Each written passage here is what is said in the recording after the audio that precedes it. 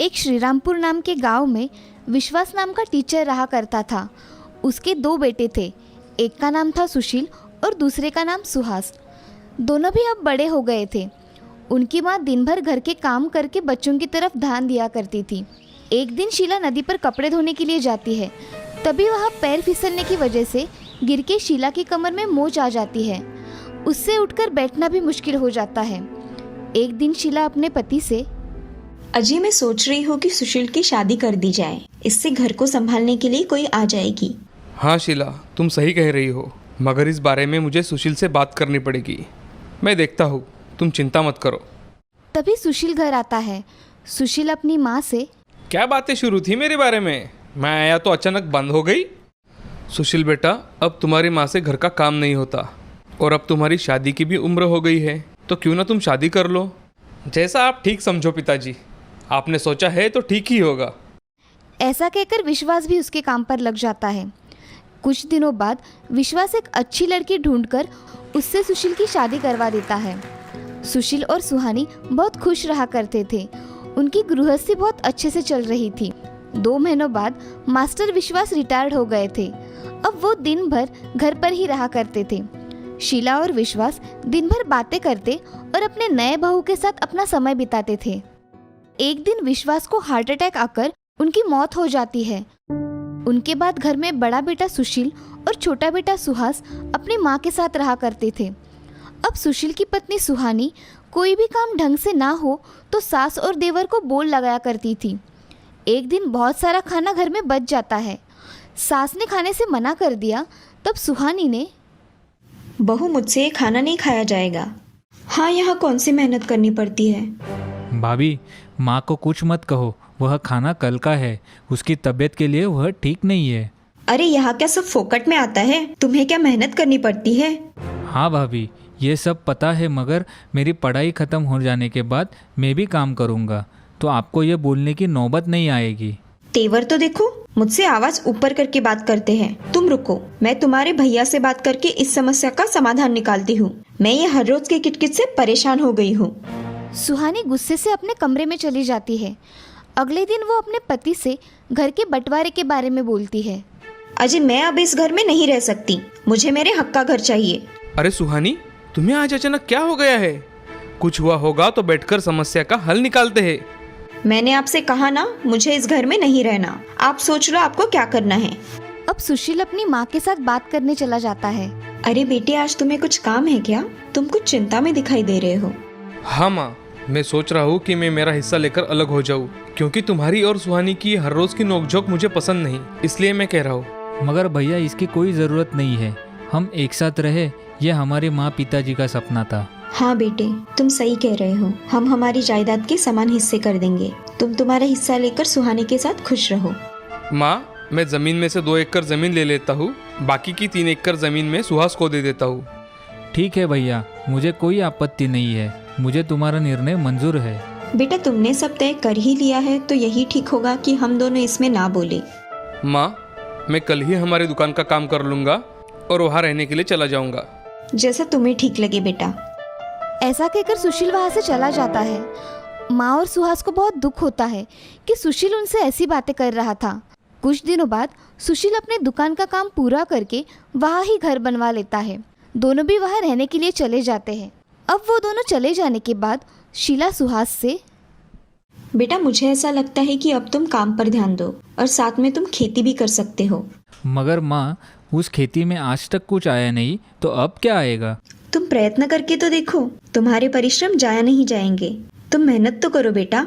माँ, तुम कह रही हो तो मैं प्रयत्न करके देख लेता हूँ। अगले दिन से सुहास अपने खेत में काम करने चला जाता है। सालों से बंजर पड़ी हुई जमीन उपजाऊ बनाने के लिए उसको बहुत मेहनत लगती है। सुहास हार ना मानकर बहुत मेहनत करता है और उस खेत में गेहूं के बीज लगाता है।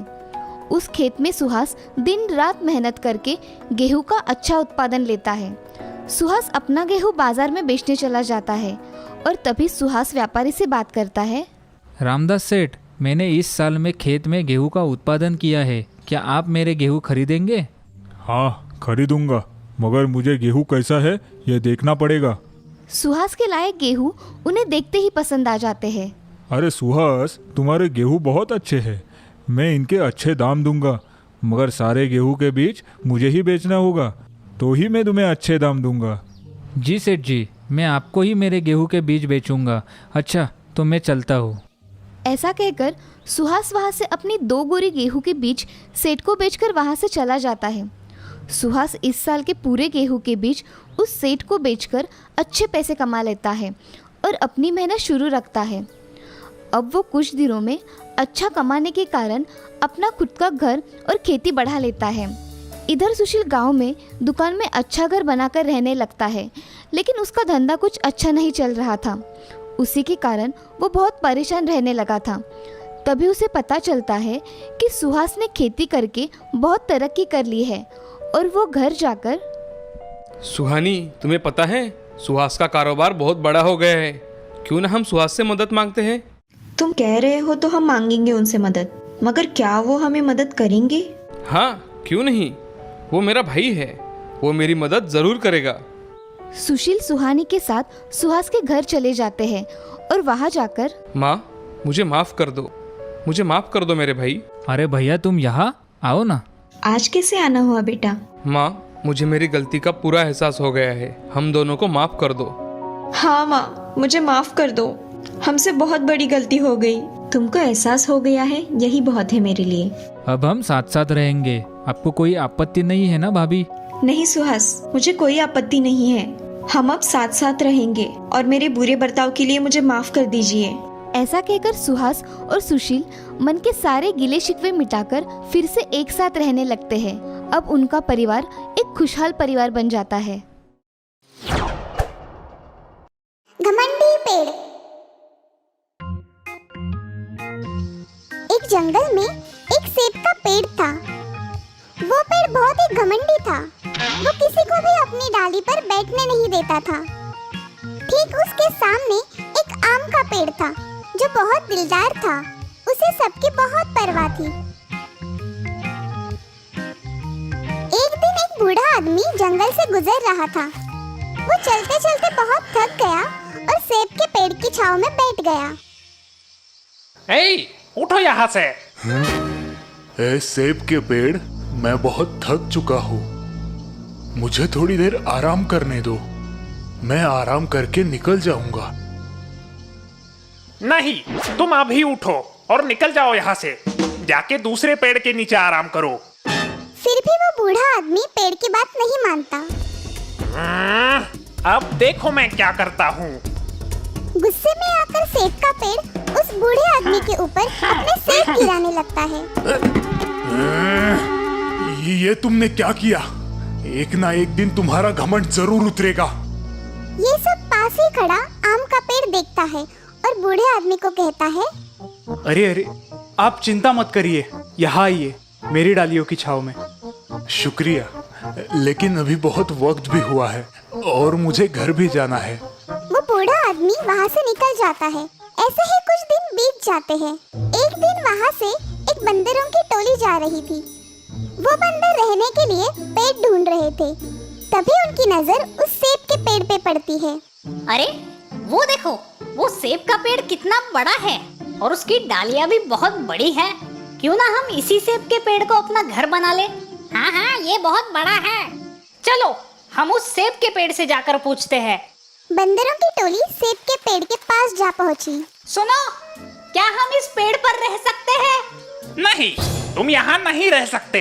बंदरों की टोली सेब के पेड़ से बहुत विनती करती है, फिर भी सेब का पेड़ नहीं मानता। बंदरों को सामने एक आम का पेड़ दिखाई देता है। फिर वो उसके पास जाते हैं। सुनो, क्या हम इस पेड़ पर रह सकते हैं? हाँ जरूर, क्यों नहीं। बंदरों की टोली खुश हो गई और उस आम के पेड़ पे रहने लगी। बंदरों को रोज ताजे ताजे आम भी खाने मिल रहे थे। ऐसा रोजाना चलने लगा। एक दिन कुछ लकड़हारे जंगल में पेड़ काटने आते हैं। उनकी नजर आम के पेड़ पे पड़ती है। अरे वो देखो, वो आम का पेड़ कितना बड़ा है, इसे बेचकर हम बहुत पैसे कमाएंगे। लकड़हारे आम के पेड़ के पास जाते हैं। उन्हें उस पेड़ पर बहुत सारे बंदर दिखाई देते हैं। अरे ये क्या, इस पेड़ पर तो बहुत सारे बंदर हैं, हम इस पेड़ को नहीं काट सकते। तभी एक लकड़हारे की नजर उस सेब के पेड़ पर पड़ती है। अरे वो देखो, सामने एक बड़ा सेब का पेड़ है। चलो हम उसे काटते हैं। लकड़हारे सेब के पेड़ को काटने लगते हैं। ये देख सेब का पेड़ अपने बचाव में उन पर सेब गिराने लगता है। फिर भी लकड़हारे नहीं रुकते। बचाओ बचाओ, कोई मेरी मदद करो, बचाओ। अरे तुम्हें उस सेब के पेड़ को बचाना चाहिए, जाओ उसकी मदद करो। नहीं, हम नहीं करेंगे उसकी मदद। वो बहुत बुरा और घमंडी है। अरे नहीं दोस्तों, ऐसा मत बोलो, फिर उसमें और हम में क्या फर्क रह गया। ठीक है, हम उसे बचाते हैं। सारे बंदर सेब के पेड़ पर चढ़ जाते हैं। रुको लकड़हारे, पेड़ को तोड़ना बंद करो। नहीं, हमें ये पेड़ तोड़ना है। तुम जाओ अपना काम करो। तभी सारे बंदर गुस्सा होकर सेब निकालकर लकड़हारे को मारने लगे। अरे अरे, ये बंदर हमारी जान ले लेंगे, भागो यहाँ से। शुक्रिया दोस्तों, तुम कितने अच्छे हो। मैंने तुम्हें यहाँ नहीं रहने दिया, फिर भी तुमने मेरी जान बचाई। आज से तुम यहाँ रह सकते हो और मेरे फल भी खा सकते हो। शुक्रिया बोलना है तो उस आम के पेड़ को बोलो। उसने हमें तुम्हारी मदद करने के लिए मनाया, नहीं तो हम तुम्हारी कभी मदद नहीं करते, क्योंकि तुम्हें घमंड ही इतना है। अब बंदरों की टोली दोनों पेड़ों पर खुशी खुशी रहने लगी। सेब का पेड़ भी सभी को आसरा देने लगा। तो दोस्तों, इस कहानी से हमें ये सीख मिलती है कि हमें कभी भी खुद पर घमंड नहीं करना चाहिए।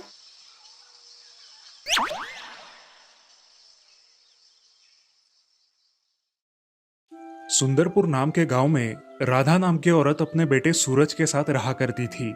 उसके पति हाल ही में गुजर जाने की वजह से उसके परिवार को आधार देने वाला कोई नहीं था।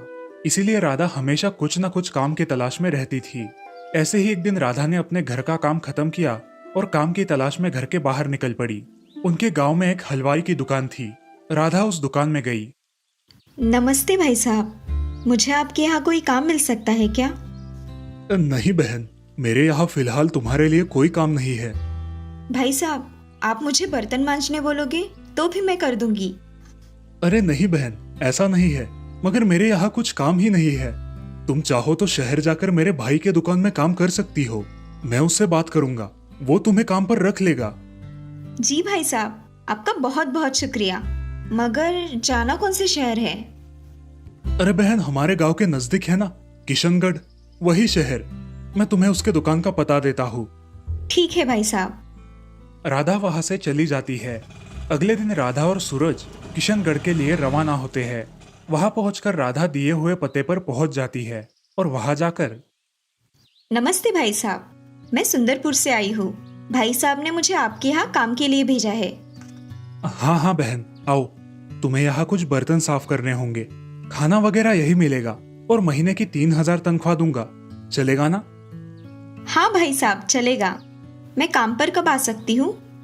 कल से आ जाना बहन, ठीक है? आज रहने का बंदोबस्त कर लो। जी भाई साहब। ऐसा बोलकर राधा वहां से चली जाती है। तभी सूरज उससे पूछता है, माँ, अब हम कहाँ रहेंगे? देखते हैं बेटा, कोई किराए का मकान ढूंढते हैं। मगर उस दिन उन्हें कोई मकान किराए पर नहीं मिलता। वो दोनों पूरी रात सड़क पर ही गुजारते हैं। सुबह होते ही जल्द ही दोनों माँ बेटे उठकर दुकान में चले जाते हैं। कुछ देर बाद दुकान का मालिक राघव वहां आता है और राधा को इतने जल्दी आया हुआ देख, अरे राधा बहन, तुम यहाँ इतनी जल्दी क्यों आई हो? भाई साहब, जल्दी उठकर यहाँ चली आई। और ये सामान? वो कल रात हमें कोई मकान किराए पर नहीं मिला, इसीलिए ये सामान भी साथ लेकर आई हूँ। ये बात सुन के राघव को बहुत बुरा लगता है। वो उससे कहता है, जब तक कोई मकान नहीं मिलता तब तक तुम यही रह सकती हो। आपका बहुत बहुत धन्यवाद भाई साहब, मैं ये आपका एहसान कैसे चुकाऊंगी? अरे भाई बोलती हो और एहसान की बात करती हो। राधा अपना सामान दुकान के एक कोने में रखकर अपना काम शुरू कर देती है। वो पूरे दुकान की साफ सफाई कर देती है और फिर बर्तन मांजना शुरू करती है। वहाँ बेटा सूरज भी दुकान में बैठकर राघव की छोटी मोटी मदद कर देता है। ये सब देखकर राघव बहुत खुश हो जाता है। अब इसी तरह हर रोज राधा और सूरज राघव की दुकान में मन लगाकर काम करने लगे। कुछ ही दिनों में राधा ने अपने लिए एक किराए का मकान भी ढूंढ लिया। ऐसे ही कुछ दिन बीत गए।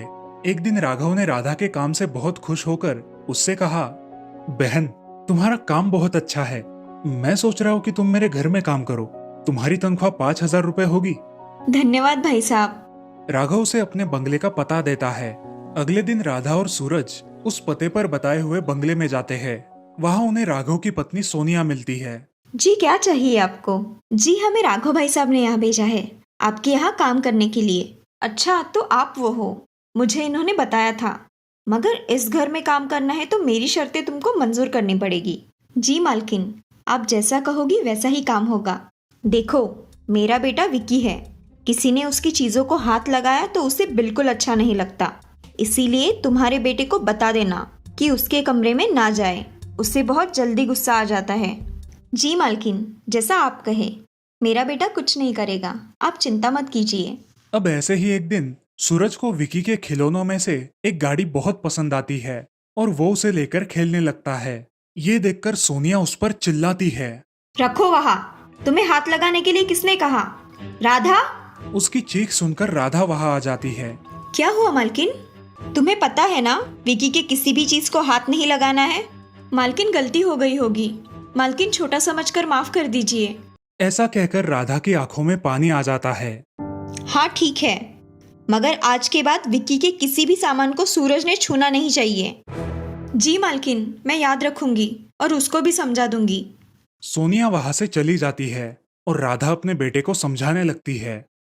सूरज, तुम्हें बताया था ना कि विक्की की चीजों को हाथ नहीं लगाना, फिर तुमने उसकी गाड़ी को हाथ क्यों लगाया? माँ, मुझे वो गाड़ी बहुत पसंद आई, इसलिए मैं उसे उठाकर देख रहा था। बेटा आज के बाद विक्की की चीजों को हाथ नहीं लगाना, ठीक है? हाँ माँ, नहीं लगाऊंगा। ऐसे ही एक दिन राधा सब्जियां लाने के लिए बाजार गई थी और सोनिया भी बैंक का कुछ काम होने की वजह से घर से बाहर थी। घर में सिर्फ विकी और सूरज ही थे। विकी अपने कमरे में खेल रहा था। खेलते खेलते उसकी बॉल घर में एक जगह ऊपर अटक गई और उस बॉल को निकालने के लिए विकी ने एक कुर्सी ली और उस पर चढ़ गया। उस बॉल को निकालते निकालते अचानक उसका पैर फिसल गया और वो उस कुर्सी से नीचे गिर गया। गिरते ही वो बेहोश हो गया। उसकी आवाज सुनकर सूरज वहां आया और उसने देखा कि विकी बेहोश हो गया है। उसे समझ नहीं आया कि क्या किया जाए। वो मदद ढूंढने के लिए तुरंत घर के बाहर निकला। वहां उसे एक आदमी दिखाई दिया और सूरज उससे मदद मांगने लगा। चाचा, चाचा मुझे आपकी मदद चाहिए, क्या आप मेरी मदद करोगे? हाँ बेटा, मगर क्या हुआ है बताओगे? सूरज सारी बात उस आदमी को बता देता है और उसकी मदद मांगता है। अब वो आदमी सूरज के साथ घर में चला जाता है। वो विकी के पिताजी को फोन करके सब बता देता है और तुरंत विकी को अस्पताल में लेकर जाता है। कुछ देर बाद सोनिया घर आकर देखती है तो उसे घर में कोई दिखाई नहीं देता। वो अपने पति को फोन करती है। तब उसे पता चलता है कि विकी नीचे गिरकर बेहोश हो गया था और उसे अस्पताल लेकर गए हैं। तभी राधा वहां आती है। मालकिन क्या हुआ है? आप रो क्यों रही हो? अरे विक्की कुर्सी से नीचे गिरकर बेहोश पड़ गया है और उसे अब अस्पताल में भर्ती किया हुआ है। कुछ नहीं होगा विक्की को, चलो हम अस्पताल जाकर देखते हैं। ऐसा बोलकर सोनिया और राधा अस्पताल में जाते हैं। अस्पताल जाने के बाद सोनिया रोने लगती है। कुछ देर बाद डॉक्टर वहां आते हैं। डॉक्टर, कैसी है अब विकी की तबीयत? उसे कोई खतरा तो नहीं है ना? नहीं, उसकी जान को कोई खतरा नहीं है, मगर समय में अस्पताल में लाने की वजह से बहुत बड़ा खतरा टल गया है। आपका बहुत बहुत धन्यवाद डॉक्टर। धन्यवाद मेरा नहीं, इस आदमी का कीजिए जो समय रहते इसको यहाँ पर लेकर आया। जी डॉक्टर। भाई साहब, आपका बहुत बहुत धन्यवाद, आपने मेरे बच्चे की जान बचाई। अरे भाई साहब, मैंने कुछ नहीं किया, जो कुछ भी किया है इस बच्चे ने किया है। इसी ने मुझे बुलाकर अस्पताल में लेकर जाने के लिए कहा। अगर इसने समय पर कुछ नहीं किया होता तो न जाने आज क्या हो जाता। इसके तेज दिमाग की वजह से ही आपका बच्चा बच पाया। आप सही कह रहे हो बेटा सूरज, तुम्हारा बहुत बहुत धन्यवाद। चाचा, ये तो मेरा दोस्त है ना, मैंने अपने दोस्त के लिए सब किया। राधा, आज से तुम हमारे घर की सदस्य हो, हमारे ही घर में रहोगी, समझी? सच में मालकिन? हाँ, मुझे ऐसे प्यार करने वाली बहन और बेटा हमेशा के लिए चाहिए। और इस तरह से अब राधा और सूरज राघव के परिवार का एक हिस्सा बनकर हंसी खुशी रहने लगे। इस कहानी से हमें ये सीख मिलती है कि हमें हर व्यक्ति की कदर करनी चाहिए, चाहे वो अमीर हो या गरीब।